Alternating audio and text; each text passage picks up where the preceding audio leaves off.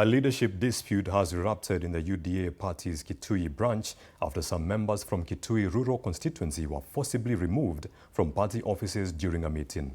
The meeting was abruptly disrupted by a group of youths who stormed the venue and dispersed attendees, claiming the gathering was meant to cause division within the party.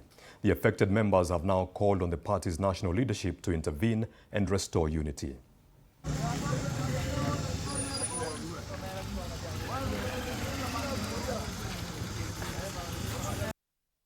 Tumesikitika sana saa zile tumekuja kwa ofisi yetu ya Kitui County kama wanachama wa UDA. Na tunajulikana. Mimi kama aspirant wa chama UDA MCA hata kwa Vonza. Sijaanza hii mambo ya UDA sababu ya kuja kiti ya MCA.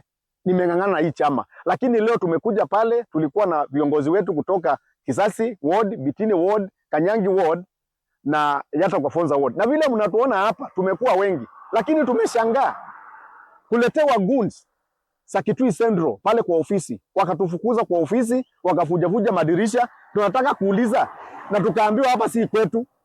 Tunataka kuuliza Bwana Kawaya, hii ofisi ya UDA ya Kitui County ni ofisi yetu katika 8 constituencies.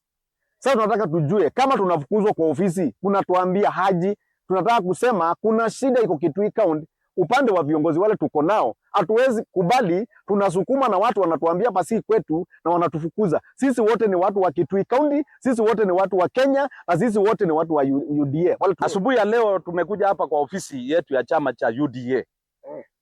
Na tulikuwa tumepata ripoti ya kwamba kuna wenzetu ambao wako na mambo yao yenye hatuelewi. Lakini tunataka kusema hivi. Saa hii sisi vijana wa Kitui tunataka kutafutia Ruto kura za kurudi State House. Tunataka kusema hivi. Saa hii Kitui hatutaki vita ya watu wenye wako kwa UDA. Sema hivi, watu wa Kitui tunatafuta kura za Ruto ndio aingie tena mara ya pili. Na ndio tunasema